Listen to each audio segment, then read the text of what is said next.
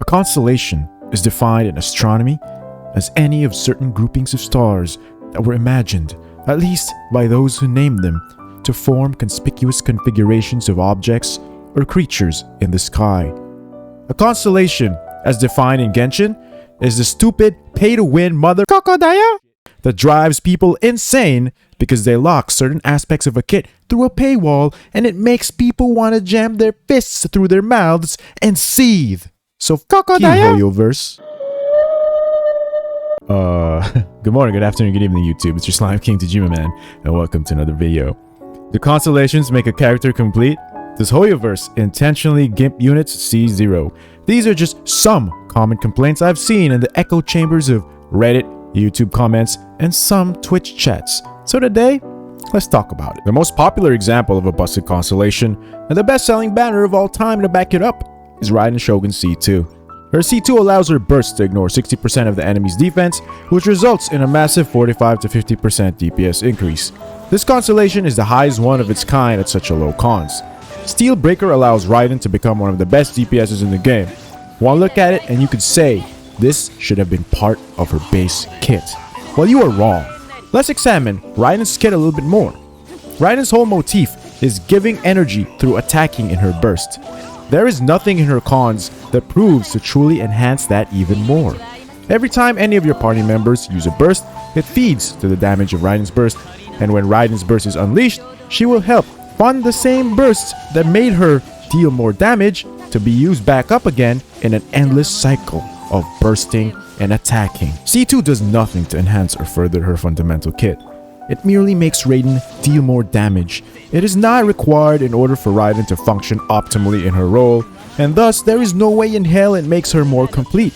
She is balanced at C0 and busted at C2. You can make an argument that C6 truly takes her kit to another level, but her C6 just allows you to shorten everyone's burst cooldowns.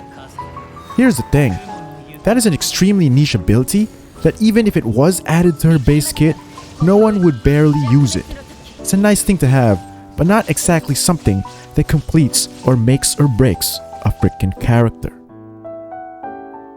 Speaking of nice to have, let's talk about a popular quality of life cons in Hu Tao's C1. Her C1 allows stamina-free charge attacks during her skill. This results in around a 20% damage increase and a whole lot of sanity saved from N1CJ and N1J. Her C1 has a more blatant approach as to fishing for people to pull, make her hard to play at C0, so you're tempted to pull for C1. But here's the thing, I played Hu Tao at C0 before I got her at C1, and the quality of life it brings can basically be summed up to not needing to think about stamina when you're using her charge attacks.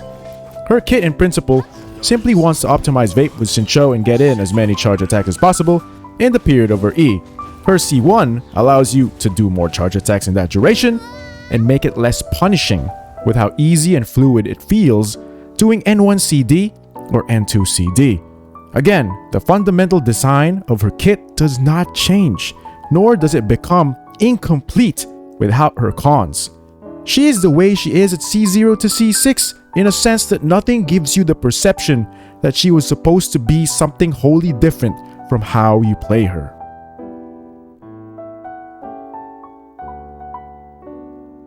Wholly different are two words that does not describe Yae Miko in her constellations. A lot of people give flack to her kit and how much energy she actually needs to burst consistently. Her C1 solves this and makes her more complete. Well, again, if you think that, then you are wrong. C1 significantly lowers her ER requirements, and people think this is the way she was meant to be played by allowing you to focus all on crit stats instead of ER. Look, by now you all know I am an ER salesman. I don't give a rat's ass if your artifacts don't have ER stats in them. If you've been playing for more than 6 months in this game, you have no excuse to not even have off pieces that have 10% ER or more. If you don't have any, then that just means you're so close-minded in stats that I might question if you have the intellect of an 8-year-old monkey. And that's fine. Monkeys are meant to be stupid. Alright, end rant. People frequently believe that Yae Miko can only be run with Raiden Shogun anyway. I mean, Fischl exists by the way, though that's a rant for another day. Just too many close-minded monkeys in Genshin. And thus, ER shouldn't even be a problem regardless if with C1 or not. C1 just allows you to build less ER and thus it is less artifact RNG dependent. There is nothing there that makes her kit more complete. You wanna know why? It's because Yae Miko is meant to burst every other rotation, not every rotation at C0. It's people that don't understand that kit of the units they play that force the narrative that she's incomplete. Look, we all know she is buggy as hell. She feels clunky to play, but you can't deny that her kit is cohesive, barring the EM Ascension that only seems useless for now. Players will never see the flaw in their logic because it's easier to blame the cons and the kit they don't understand in order to rationalize that they are right. The world is just one big echo chamber. If a respected content creator says it, it must be freaking true. I implore everyone to challenge ideas and think for your goddamn selves. Though I know that's never gonna happen. Then there's her C2 that adds an additional level to her skill. This is the same kind of cons as Raiden's C2, and thus you should have already known what this is. It's simply just additional damage and is irrelevant in the grand scheme of Yae's kit. And in that grand scheme, the constellations in this game aren't kit changing nor kit defining. I went through some of the popular low constellations and they are mostly the same. C6 cons are almost all transformative in that it adds another dimension to their kit, but it doesn't change how they are played or where they are good at. It simply adds another layer for which you can use them in. And for more than $1,000, that's obviously not a value proposition. Here's how I try to look at it. If I am not in a financially capable situation or unwilling to spend money for cons, I simply forget that it exists. And I examine the kit a character has at C0. Looking at cons will paint a different picture in your head. Before even trying out the character, you already have these preconceived notions of what this character should be instead of what they really are. Stop doing that. Look at a character, especially a 5-star, at their base capability. If you are not a whale or dolphin, stop bitching about their cons being too good. Comparison is the thief of joy, and you are willingly exploiting yourself to suffering by comparing with those that can spend more than you. I'm well aware that there are people that just can't help but do that. And at that point, I want you to consider your life as a whole and why you feel a need to compare yourself to others all the time. Do you wish to have the same lives as them? Are you unsatisfied with your life now? Where do you find joy in? Most of the problems with constellations aren't the cons themselves. It's a mindset that people bring to them and the implications that they think these silly upgrades actually bring. Constellations are either merely quality of life upgrades, a straight up damage upgrade, or add another ability to a character's kit. Nothing completely changes how a unit is played based on getting any cons.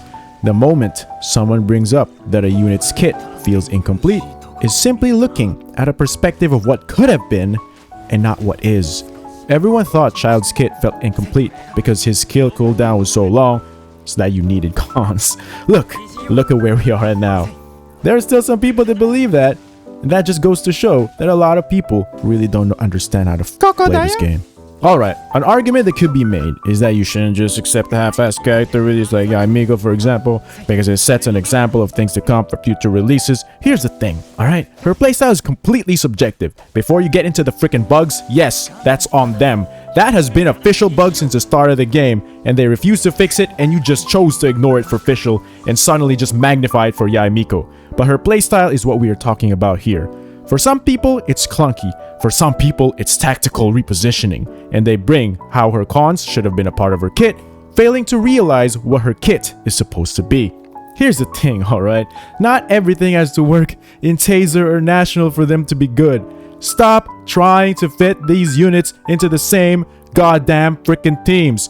Just because your pea-sized brain can't think of anything better doesn't mean she's bad. It just means she's meant to be used differently at C0, and if you don't like that, then guess what? You shouldn't have freaking pulled. Do your research and maybe you wouldn't be as disappointed in a pull. It's the notion that everyone should fit in the same defined goddamn role. When Raiden came out, people were confused because they thought C2 fixed her issues as a freaking hyper carry, but the reality was she was never meant to be a hyper carry in the first place. People are just Pepega. The same goes with Yae Miko's banner. She's a balanced character that has objective and subjective flaws, and that's a good thing. I ended up ranting a lot in this video, and I apologize, I guess. But however, constellations just aren't as game-changing as you think they are, especially for 5-star units. For 4-star units, they can feel needed to compete with some 5 stars, but those cons can be accumulated through time much more easily. But please, feel free to tell me down in the comments below if you think there are any kit-changing constellations in the game right now. Or just come at me at twitch.tv/thejimaman, where I stream Genshin almost every day. Join the Slime Kingdom Discord, where I feed you slime condensate every day. And this is our parting farewell.